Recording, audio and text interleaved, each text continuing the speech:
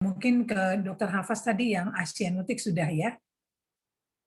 Nah, kita sekarang membicarakan tentang sianotik CHD atau kelainan jantung pada anak-anak yang tipe sianosis.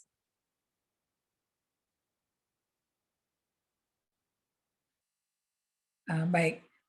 Nah, kita ketahui kalau pengelompokan besar dari penyakit jantung ini pada anak ada 2 kelompok besar, yaitu penyakit jantung bawaan dan penyakit jantung yang didapat atau bahasa Inggrisnya acquired heart disease. Nah, kalau untuk jantung yang kongenital atau bawaan itu terbagi lagi dengan 2 bagian besar, yaitu yang asianosis dan yang sianosis. Jadi satu yang tidak biru, tidak sianosis, satu yang sianosis. Nah, kalau ada pembagian lagi dari jantung itu berdasarkan aliran paru, ya. Ada yang pulmonary blood flow-nya yang normal, ada menurun, ada yang meninggi. Yang sekarang kita bicarakan adalah yang sianosis. Kalau yang acquired itu mungkin belakangan, termasuk di dalamnya adalah yang paling sering kita terima di rumah sakit kita adalah demam rematik akut, penyakit jantung rematik, Kawasaki, kemudian hal-hal yang mempengaruhi jantung, misalnya pada divisi hemato-onkologi, di mana sering melakukan kemoterapi ataupun penyakit-penyakit darah yang mengakibatkan penumpukan besi seperti thalassemia. Atau boleh juga pada bagian divisi nefrologi, yaitu penyakit-penyakit ginjal pada anak. Nah, hal-hal ini yang sering berhubungan dengan, walaupun mereka tidak mempunyai kelainan jantung yang bawaan, tetapi yang ada adalah didapat. Slide-nya selanjutnya.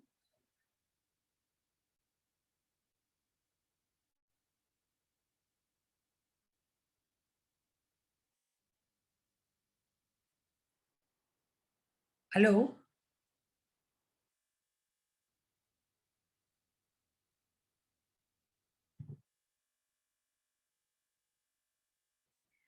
Ya, kita akan berbicara mengenai cyanotic congenital heart disease, penyakit jantung bawaan yang cyanosis. Slide.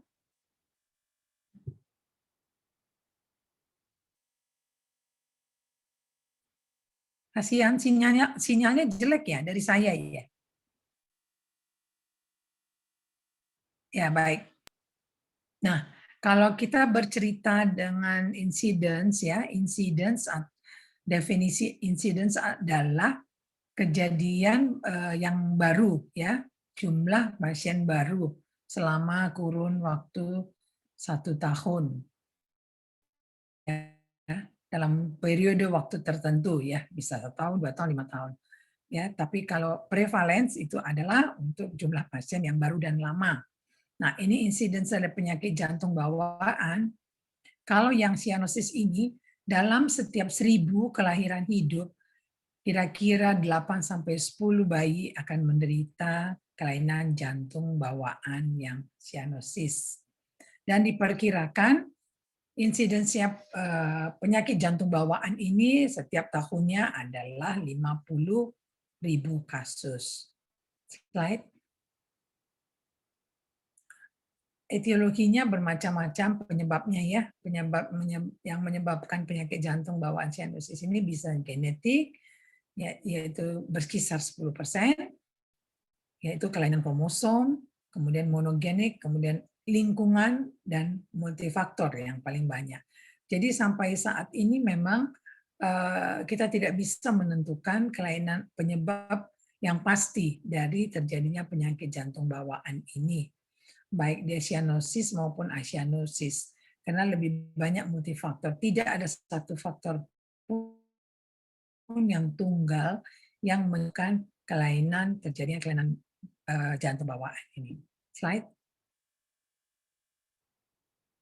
Nah, ini yang tadi saya katakan mengenai klasifikasi penyakit jantung bawaan. Penyakit jantung bawaan kita ulangi sedikit saja. Ya, ada yang sianosis dan asianosis. Ini yang saya katakan contoh-contohnya apabila kita menjumpai bayi dengan pulmonary blood flow yang normal, aliran paru yang normal, ya, tetapi dia cyanosis, kemungkinan besar adalah dia transposisi grid arteri tanpa pulmonal stenosis. Nah, kalau peningkatan pulmonary blood flow itu tapi by cyanosis yaitu TGA dengan adanya defect septum ventricle. Kemudian bisa truncus arteriosus di mana truncus ini persatuan antara arteri pulmonal dan aorta. Jadi tidak disebut dia aorta, tidak disebut dia PA, tetapi disebut dengan truncus. Ataupun kelainan aliran masuk pembuluh darah pulmonary vein, vena pulmonal ke jantung, ya bisa total, bisa parsial. Itu akan meningkatkan aliran paru. Dengan yang PBF-nya menurun ataupun pulmonary blood flow menurun, yang tidak lain tidak bukan yang paling tinggi insidensnya kita ketahui adalah tetralogy of Fallot. Tetralogy of Fallot ini merupakan kumpulan dari 4 kelainan, maka disebut dia tetra ya 4, yaitu adanya VSD besar, adanya overriding, adanya pulmonal stenosis, adanya right ventricle hypertrophy. Bisa terjadi juga adanya tricuspid atresia. Jadi kalau kita lihat secara fototoraks, maka gambaran fototoraksnya itu akan vaskularisasinya menurun. Jadi lebih gelap dia daripada foto-foto paru yang normal. Nah, acyanosis sama, bisa normal pulmonary blood flow ataupun meningkat pulmonary blood flow, yaitu pulmonal stenosis, aortic stenosis, atau coartatio aorta. Nah, untuk yang meningkat pulmonary blood flow, yang paling sering kita jumpai adalah patent ductus arteriosus, arterial septal defect, ataupun ventricle septal defect. Slide. Kita masuk yang paling sering kita jumpai nanti, dan kalau adik-adik nanti sampai ke Rumah Sakit Haji Adam Malik, kita sangat banyak melakukan perawatan ataupun kateterisasi terhadap pasien tetralogy of Fallot. Ini Fallot menuruti nama penemu, ya sejarahnya yang menemukan ini. Jadi tetralogy dia jumpai ada kelainan 4 kelainan yang seperti saya ucapkan tadi. Insidence 5-8% dari seluruh kelainan jantung bawaan. Ya, ada VSD, PS, aortic overriding ataupun right ventricle hypertrophy. Slide.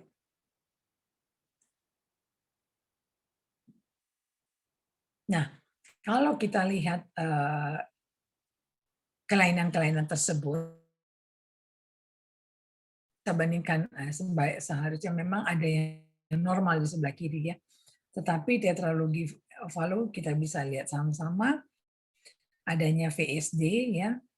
VSD di sini, ini VSD. Kemudian pulmonal stenosis. Kemudian karena ada VSD jadi ada overriding aorta. Jadi aorta seperti mengangkangin daripada septum ventricle. Ya, septum ini adalah yang membelah bilik kanan dan bilik kiri. Kemudian nanti akibatnya ini akan terjadi pembesaran dari ventricle kanan, disebut right ventricle hypertrophy. Slide. Nah, hemodinamik. Kalau kita lihat hemodinamik di sini untuk yang acyanotik berbeda dengan hemodinamik cyanotik ya. Kalau angka-angka itu adalah tekanan dari dan saturasi pada jantung baik yang acyanotik maupun yang cyanotik. Bisa kita lihat di sini sama-sama. Di sini adalah atrium kanan, ventricle kanan. Jadi kalau yang acyanotik, kalau misalnya dia ada defect di ventricle, ya ini gambar dibuat skema saja. Jadi kalau ada defect di sini, ada lubang, jadi akhirnya jadi adalah hubungan yang jantung kiri dengan jantung kanan. Otomatis akibat ini adalah LV, ini adalah pumping dari jantung kita. Sehingga Kalau ini ada defek, akibatnya kalau dia dari ventricle kiri, maka darah yang dipompakan ke seluruh tubuh akan masuk melalui aorta untuk dibagikan ke seluruh tubuh, baik ke kepala, ke leher, ke badan, sampai ke tungkai, ke kaki kita. Nah, oleh karena ada defek, akibatnya apa? Darah yang seyogianya harus masuk ke aorta, dia nyebrang. Dia nyebrang masuk ke ventrikel kanan. Akibatnya apa? Akibatnya ini volumenya jadi bertambah. Bertambah ini akhirnya membesar, makanya right ventricle hypertrophy. Ya. Nah, untuk yang cyanotic di sini sama ada VSC, tetapi di sini dia ada pulmonal stenosis, ada penyempitan. Ya. Penyempitan ini akibatnya walaupun dia ada defek ya, ini tidak banyak ke sini, malah malah berkurang dia konsentrasinya ya. Jadi akibatnya dia cyanosis dan arborisasi ke paru juga sangat-sangat berkurang. Slide. Nah, diagnosis apa? Kalau di anamnesis tadi kita bercerita tentang anamnesis bahwa sangatlah penting anamnesis dan PEMFIS, pemeriksaan fisis pada pasien-pasien anak yang suspek penyakit jantung bawaan.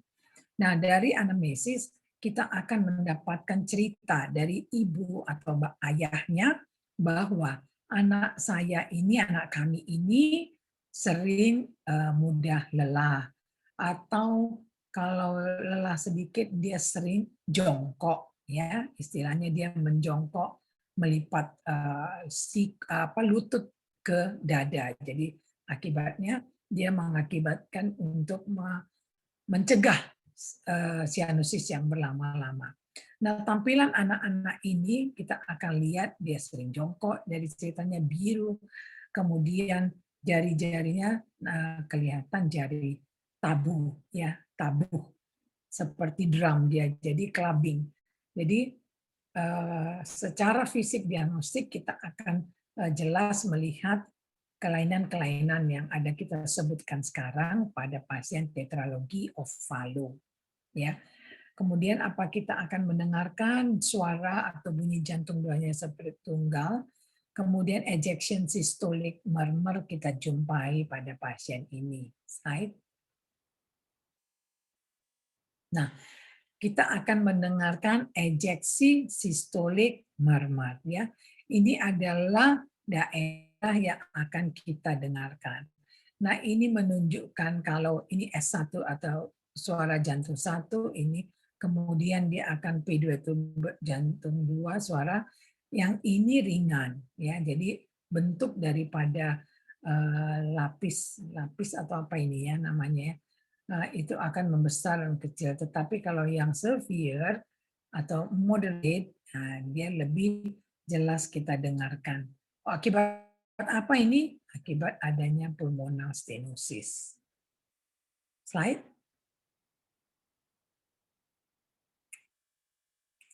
Nah, kalau secara fototoraks, kita pasien mesti kita buat apa namanya bantuan untuk laboratorium dan pemeriksaan lanjutan berupa fototoraks. Ini khasnya adalah bull shape ya. Dikatakan bull shape jantung seperti sepatu. Ya, jantung seperti sepatu. Nah, apa yang kelihatan di sana? Nah, ini kelihatan oleh karena ada stenosis pulmonal, maka dia bentuknya ini seperti konkav, ya, segmennya cekung. Ya. Beda dengan kalau dikatakan pulmonalnya menonjol itu lain. Nah, ini dia konkav, cekung. Dia tidak ada pinggang jantung di sini, malah cekung ya. Kemudian apex terangkat. Ya, kenapa terangkat di sini? Karena adanya pembesaran dari ventrikel kanan. Nah, kemudian ini yang dikatakan penurunan dari pulmonary blood flow. Jadi artinya apa? Akibat pulmonal yang stenosis, maka darah yang seyogianya banyak diberikan kepada paru, ini dia sangat-sangat berkurang. Jadi gambarannya corakan parunya itu sepi, ataupun artinya dia lebih menghitam daripada yang normal, kiri atau kanan. Slide. Nah, laboratorium apa yang kita jumpai pada tetralogi ovalo, dia akan terjadi polisitemia, ya. Hb-nya itu nanti sangat-sangat tinggi, hematokritnya sangat-sangat tinggi, ya, akibat cyanotic CHD-nya ini. Oleh karena itu, dia sering mengalami metabolic acidosis, ya, keasaman darahnya sangat tinggi. Pada pemeriksaan elektrokardiografi, kita akan menjumpai right axis deviasi karena ada right ventricle hypertrophy. Untuk pemeriksaan yang pasti, kita boleh pemeriksaan dengan USG jantung tadi yang saya bilang, yaitu ekokardiografi. Ini jelas dan pasti apa yang akan kita jumpai, empat kelainan yang tadi kita sebutkan sebagai tetralogi ovalo. Slide. Nah, diferensial diagnosisnya apa? Kalau yang cyanosidosis biasanya selain pulmonal stenosis tadi tetralogi ovalo, atau dia pulmonary atresia, tidak terbentuk ya main pulmonary artery-nya. Kemudian apalagi DD-nya bisa DORV, double outlet right ventricle. Jadi outflow-nya itu mengarah semua ke kanan. Kemudian dengan pulmonary stenosis atau PGA juga tapi dengan pulmonary stenosis. Apa penata laksanaannya? Biasanya anak-anak kalau sangat biru, sangat kental darahnya dan sering terjadi spell, itu spell adalah serangan biru pada tetralogi ovalo. Nah, itu kalau sering terjadi itu udah mengindikasikan pasien harus segera dikoreksi. Tapi tidak sembarang mengoreksi. Oleh karena apa? Arti total koreksi adalah keempat-empatnya diperbaikin, yaitu VSD-nya ditutup, pulmonal stenosisnya dikembangkan, kemudian overriding-nya setelah VSD ditutup hilang, kemudian right ventricle hypertrophy yang lama-lama performance akan menjadi normal, tapi tidak serta-merta.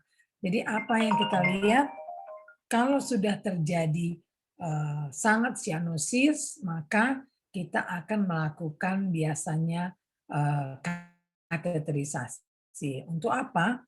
Untuk melihat kemungkinan untuk dioperasinya apakah boleh pasien ini total koreksi atau sekedar palliative treatment. Palliative treatment ini adalah terapi sementara sebelum dilakukan definitif atau total koreksi. Jadi pada pasien-pasien TOF biasanya dia dilakukan 2 kali step untuk operasi. Pertama, blaloktoxixian. Apa itu? Adalah aliran darah yang ditambah pada pasien ini untuk memberi kesempatan. Maaf ya sebentar. Halo, halo, halo, halo.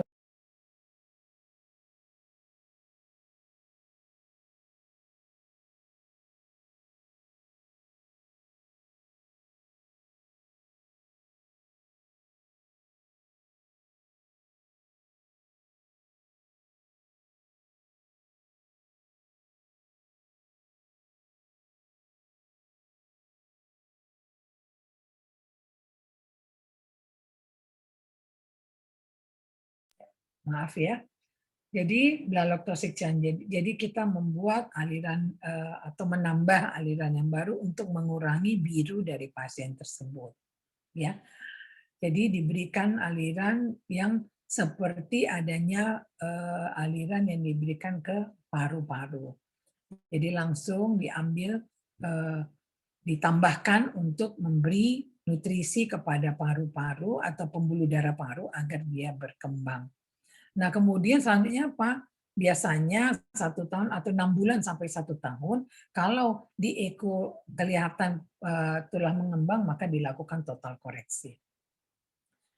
Nah, ini penting emergency ini adalah emergency pada tetralogi ovalo ini yaitu disebut dengan hypoxic spell, TED spell, cyanotic spell, hypercyanotic spell. Nah, ini apa ini artinya? ini adalah serangan biru. Tidak semua pasien-pasien tetralogi ovalo akan mengalami spell. Jadi itu sangat bergantung kepada derajat dari pulmonary stenosisnya. Kalau PS-nya pulmonary stenosisnya ringan, biasanya dia lebih jarang spell. Tapi kalau dia berat atau severe pulmonary stenosis, maka hypoxic spell ini adalah langganannya setiap hari.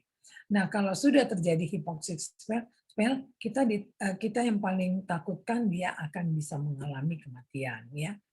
Oleh karena aliran darah ke paru itu sangat-sangat berkurang, ya. Jadi untuk ini kita harus ngerti kapan kita lakukan atau kapan kita segera melakukan BT-scan dan selanjutnya untuk total koreksi. Oke, slide. Nah, kalau untuk bayi biasanya hypoxic spell itu terjadi yang paling sering insidensinya pada usia 2 dan 4 bulan. Ini adalah sign untuk kita harus segera melakukan BT-scan. Kita nggak boleh berlama-lama karena pasien ini bisa sampai kejang, ya. Biasanya dia jadi sangat-sangat biru, ya, sangat-sangat biru.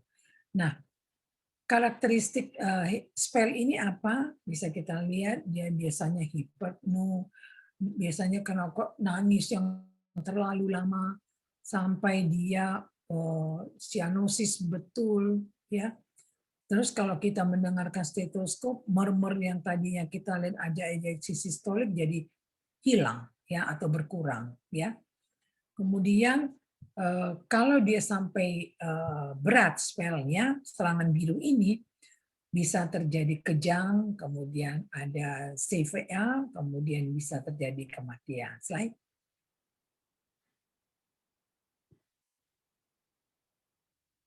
Slide selanjutnya. Nah, apa yang akan kita lakukan sebagai ibu? Biasanya kita edukasi. Kalau si ibu ini harus dilakukan knee chest position. Apa itu knee chest position? Yaitu gambar yang sebelah kita lihat, ya. Nah, sambil kita gendong si bayi, kalau diletakkan di tempat tidur mungkin susah, boleh kita gendong supaya tidak menangis. Karena semakin menangis dia, semakin merangsang untuk cepat terjadinya spell. Kemudian ini lutut kita dekatkan ke dada si bayi. Nah, itulah artinya knee chest position, ya. Kemudian diberikan morfin sulfat. Nah, kalau kita di rumah ya segera kita bawa ke rumah sakit. Tetapi pertolongan pertamanya adalah knee chest position atau KCP. Ya. Kemudian kita bawa dia ke puskesmas terdekat untuk pemberian oksigen ataupun morfin. Kemudian asidosisnya juga harus ditanggulangi. Kita akan berikan bikarbonat sodium, tapi hati-hati karena pemberian bikarbonat sodium ini harus diencerkan. Dan bukan itu saja, pemberiannya juga harus melalui pembuluh darah yang besar. Slide. Oke. Apa yang akan kita dapatin, ya, bayi-bayi yang spell ini, ya, yang bayi-bayi spell ini untuk kita berikan KCP ini atau knee chest position ini, ya, adalah untuk memutus darah supaya tidak dia banyak menuju ke kaki. Jadi cepat dia kembali untuk mengalir ke jantung, ya.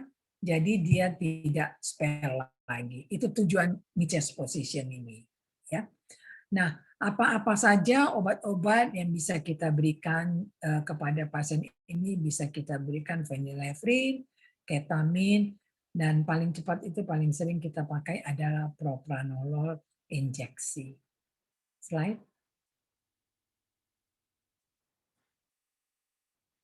Nah, ini sudah saya terangkan tadi beda peripheral cyanosis dengan central cyanosis, ya. Kalau periferal ya perifer, ya, di ujung-ujung jari. Nah, kalau central cyanosis biasanya di mukosa. Ya, kita akan periksa bayi ini di mukosanya, di mulut, di lidahnya. Slide. Nah, ini juga sudah kita bicarakan tadi step by step yang biasanya kita lakukan pemeriksaan untuk yang baik yang cyanotik, CHD, kita akan lakukan bisa melalui pemeriksaan oksimetri biasanya, bisa dengan pemeriksaan oksigen juga. Kalau diberikan oksigen, dia cepat kembali, yaitu bukan sentral cyanosis, ya biasanya periferal. Mungkin ada kelainan pada paru-parunya. Slide.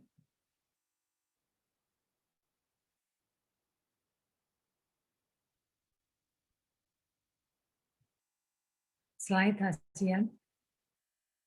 Nah, ini gambaran tetralogi ovalo tadi, di mana ada VSD, ada PS, ada overriding aorta, ada RVH. Nah, ini BT-shunt, itu yang menambahkan saluran baru. Kalau ada PDA, ya PDA itu adalah hubungan aorta dengan pulmonary artery. Kalau ada PDA, kita mungkin tidak membuat ini, tapi melakukan stent atau membesarkan PDA yang ada di sini. Tapi berhubung dia tidak ada, maka dilakukanlah shunt ini. Inilah namanya Blalock Thoracic shunt. Ya, slide. Nah, ini total koreksi ya, after repair. Jadi pulmonal stenosis yang dilebarkan, kemudian VSD-nya ditutup, overriding-nya hilang karena VSD ditutup, nanti hipertrofi ventrikel kanan ini lama-lama akan mengalami pengecilan. Slide. Nah, sekarang kita berbicara, oh ya, nanti mungkin di akhirnya saja pertanyaannya, biar kita selesaikan dulu penyakit-penyakit untuk yang cyanosis ini. Nah, ini sekarang transposisi of great artery. Transposisinya artinya posisi yang berpindah. Jadi dia harusnya di kanan jadi ke kiri, yang kiri jadi ke kanan. Insidensinya berapa? Itu adalah 5% dari seluruh penyakit jantung bawaan. Ya.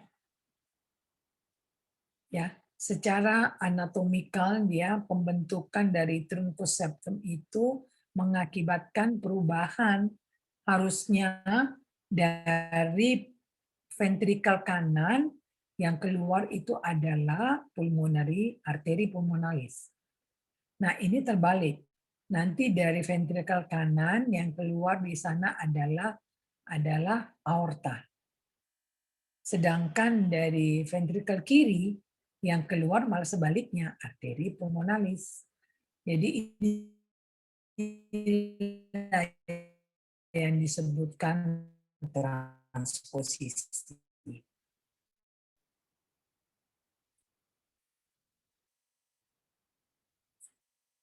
Halo? Ya. Nah, ini sama-sama kita lihat gambarnya. Kalau yang di kiri yang normal, yang di kanan kita bisa lihat adalah di mana aorta yang seyogianya dari ventrikel kiri ini harus di sini. Arteri pulmonal harus di sini, sedangkan aorta itu keluar dari ventrikel kiri. Nah, ini terbalik. Yang ini jadi di kanan, yang ini jadi di kiri. Yang kita tahu bersama-sama, apabila ini yang normalnya, ya, yang ini normalnya, di mana aorta keluar dari ventrikel kiri. Karena ini pumping jantung ini yang memompahkan darah ke aorta dan ke seluruh tubuh, ke kepala, ke leher, terus ke kaki. Ya. Nah, ternyata darah yang kita pompahkan itu yang harusnya ke PA. Ya, jadi sedikit jumlahnya. Jadi makanya ini pasien disebut dengan transposisi great artery. Slide.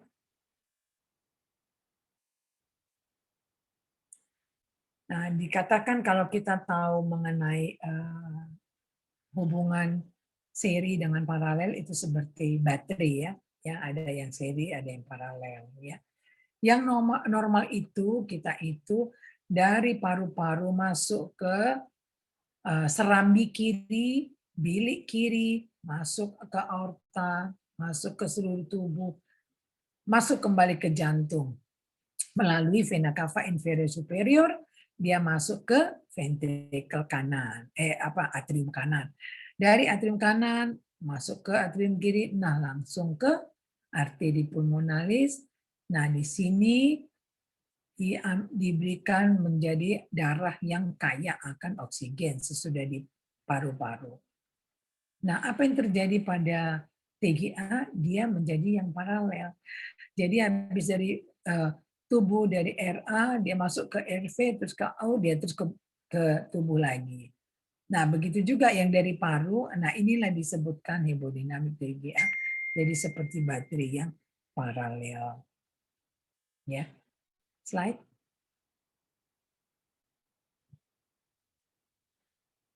Nah, ini transposisi grade arteri ini ada yang tanpa VSD, ada yang dengan VSD.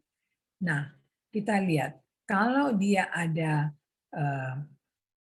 tidak ada VSD, ya kita bisa lihat sama-sama ini ventrikel kiri, ini ventrikel kanan, ini intak. Intak artinya tidak ada defek, lubang.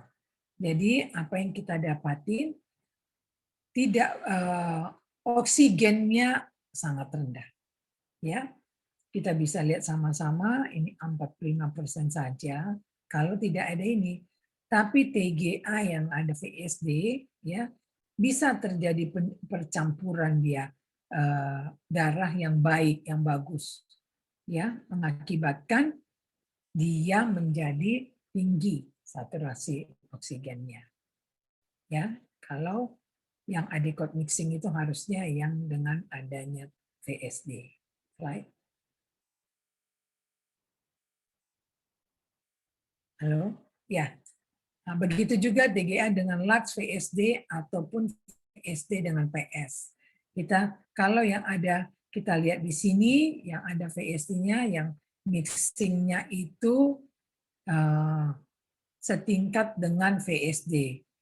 Yang tadi ASD ya, yang sebelumnya itu ASD, ya bukan VSD, ya, yang ASD. Jadi kadang-kadang kalau ada TGA dengan intak yang ASD kecil, ini yang ASD-nya malah kita besarkan. Ya, malah kita besarkan. Nah, ini ada ASD, ada juga VSD. Ini yang ada VSD tanpa ASD, tapi ada pulmonal stenosis. Jadi sempit. Ini menunjukkan kalau ada ini pulmonal. Ini arteri pulmonalis yang ke kanan, ini yang ke kiri. Slide.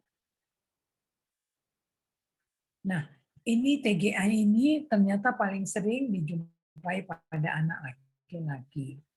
Sebabnya tidak tahu, tetapi kalau menurut statistik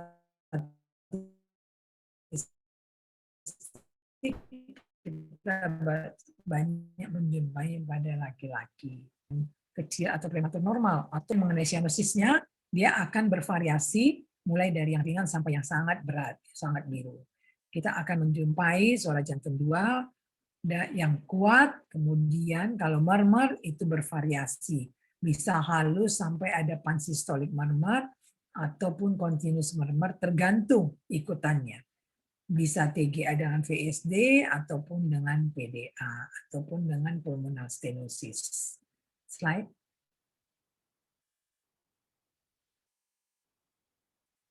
Nah, diagnosis ditegakkan secara klinis. Kalau ada bayi ya datang dengan cyanosis neonatus yang baru lahir dengan berat badan normal atau lebih besar tanpa bising jantung, kita akan mencurigai adalah dia TGA. Ya, bayi lahir itu kemudian kita curiga, suspek kita, kemungkinan ini TGA. Pada bayi baru lahir seperti saya sebutkan tadi, kemungkinan besar juga murmur tidak ada, tetapi kenapa sianusis ya? Gitu. Kenapa dia bayi ini sianusis? Berat badan normal. Jadi curigailah adanya TGA. Slide. Nah, ini kita lihat daerah ya, daerah di mana kita akan mendengarkan bunyi jantung. Kita tidak menjumpai murmur ya, kita tidak menjumpai murmur. Yang kita lihat baru lahir itu adalah sianosisnya. Slide.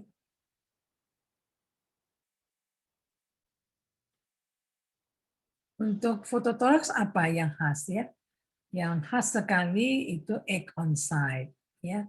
Egg on site itu seperti telur ya, diletakkan di atas tempat yang datar, meja begitu, itulah bentuk telurnya. Kita lihat akan terjadi dia kardiomegali ya. Kemudian kita akan melihat peninggian dari vascular marking di paru. Jadi kalau ada lihat foto toraks seperti telur ini, curigalah kita dia adalah TGA, dibarengi klinis tadi dia sianosis. Slide. Nah, apa pada EKG? Kita akan melihat pembesaran ventrikel kanan, kemudian terjadi adanya yang disebut dengan right axis deviasi pada gambaran EKG. Nah, ekokardiografi bagaimana? Ya, itu akan menegakkan diagnosis ya, hampir 100% kita bisa melihat PGA ini secara ekokardiografi. Kadang kita tidak memerlukan kateterisasi. Slide. Diferensial diagnosis apa? Kalau ada bayi biru, baru lahir, biru, kemudian nafas cepat, sesak, kita akan melihat dia dengan adanya trunkus. Kemungkinan tidak ada katup trikospid, juga biru. Kemungkinan tidak ada pulmonari, tidak berkembang, itu pun sianosis. Jadi ini adalah beberapa diferensial diagnosis daripada transposisi grade arteri. Penata laksananya tidak lain tidak bukan adalah 100% operasi. Mana kapan dilakukan operasi? Nah, itu yang menjadi tantangan kita di Indonesia. Yang seyogianya kalau memang dia sebaiknya di arterial switch. Jadi dipindahkan yang aorta kembali ke LV dan arteri pulmonal kembali ke ventrikel kanan. Biasanya dilakukan di usia 2 bulan. Slide. Nah, ini dia ya. Transposisi. Jadi dari kanan keluar aorta, harusnya dari kiri tadi. Dari kiri keluar arteri pulmonalis. Nah, sesudah yang disebut ASO ya, nama operasinya itu arterial switch operation, ASO, ASO.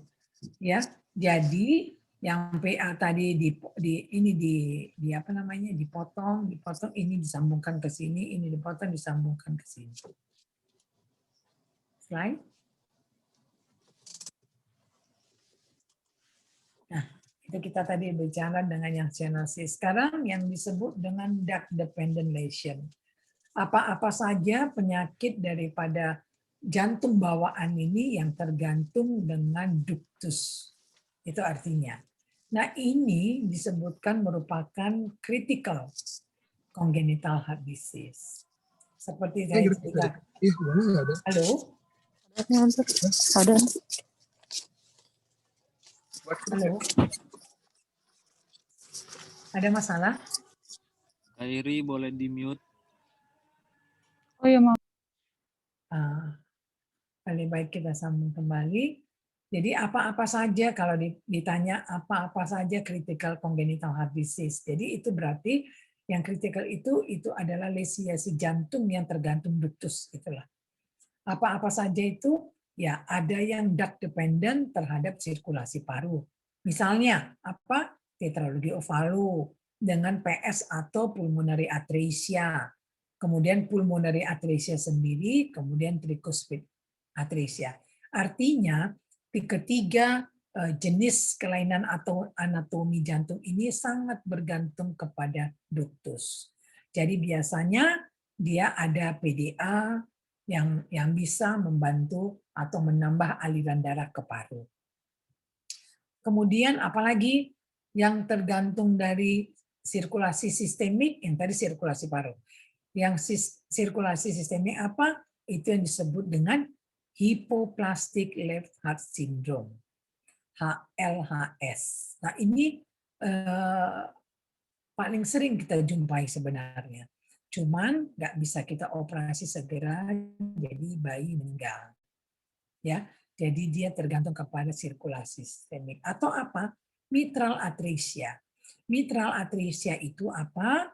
Mitral adalah katup yang membagi dia serambi kiri dengan bilik kiri. Nah, itu katup mitral. Ternyata waktu dia lahir, mitralnya tidak terbentuk. Jadi aliran darah itu tidak, harusnya dari serambi kiri, aliran darah itu secara pasif turun ke bilik kiri. Itulah peredaran darah. Dari bilik kiri nanti dipompakan ke aorta. Dari aorta ke seluruh tubuh, kepala, ke leher, ke badan, dan ke kaki. Kemudian darah balik lagi. Nah ini sekarang mitral atresia. Jadi tidak terbentuk katup yang ada ventrikel. Baik biasa di ventrikel kiri ke serambi kiri. Nah, apalagi yang dependen terhadap sirkulasi yang mixing ini, ya itu tinggi. Jadi inilah contoh-contoh critical heart disease yang tergantung ritus. Nah, kita akan slide. Ya, kita akan bercerita sebentar tentang pulse oximetry. Nah, ini sebenarnya sudah dicanangkan, cuman biaya agak mahal, kepada bayi-bayi yang baru lahir. Sebelum pulang ke rumah, kita akan melakukan pemeriksaan pulse oximetry ini.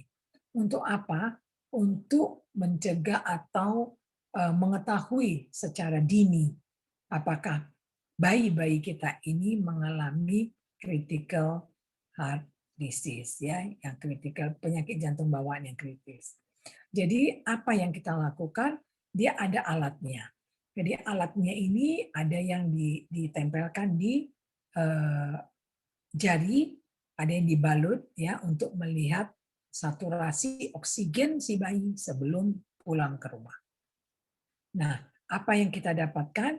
Kita biasanya memakai yang sebelah kanan ya, itu untuk disebut dengan preduktal dan postduktal. Kakinya sebelah kanan postduktal, yang di kanan tangan untuk preduktal.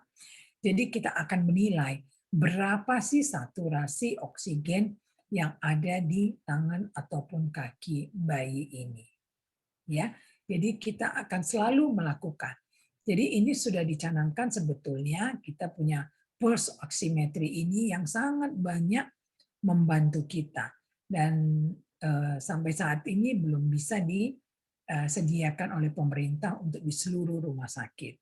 Jadi biasanya dokter ataupun swadaya dari rumah sakit masing-masing. Kalau yang di ICU ini pun ada pulse oximetry maupun yang di neonatal care. Ya, jadi pulse oximetry ini mungkin adik juga sering lihat yang sekarang ada yang di jari. Ya, kalau yang di bayi ini betul-betul dia ada dua merek itu sebetulnya. Yang di jari satu, yang mereknya berbeda ya. Tapi saya tidak usah menyatakan mereknya. Cuman sejak COVID ini pun orang sering menilai oximetry daripada saturasi oksigen daripada orang dewasa. Jadi sekarang sudah ada yang dijual yang 250.000 sampai 500.000 yang bisa kita pakai untuk. Nah, ini khusus untuk bayi untuk menilai bagaimana saturasi oksigen si bayi ini sebelum dipulangkan ke rumah. Tapi ini sangat sensitif. Jadi dia sangat berubah-ubah terlebih kalau si bayi nangis dan bergerak-gerak. Ya. Jadi betul-betul kalau mau memakai ini kita mesti bayinya mesti tenang dan dia hangat ya dipeluk oleh orang tua, tidak bergerak-gerak, baru kita bisa nilai dengan baik. Ya, ya slide. Ini mengenai sensitivity alat ya. Alat ini sensitivitas makin tinggi sensitivitas spesifisitasnya itu makin bagus alatnya. Nah, ini algoritmanya ya. Pada 24-48 jam bayi yang betul-betul sehat ya, sebelum pulang ya atau kurang dari 7 hari kita akan screening dengan pulse oximetry ini. Apa yang kita lihat? Nah, kita lihat di situ nanti di monitornya ada terbaca angka-angka. Ada dia kurang 90, nanti ada 90, 85. Nah, seperti COVID sekarang di bawah 94 harus ke rumah sakit. Nah, begitu-begitu. Ya, kita tidak mengharapkan 100%, tapi tidak boleh juga di bawah 94%.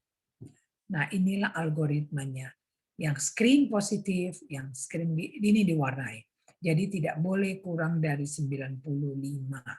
Yang 90 itu udah warning, kalau udah di bawah 90, nah itu udah critical, kelainan jantung. Slide.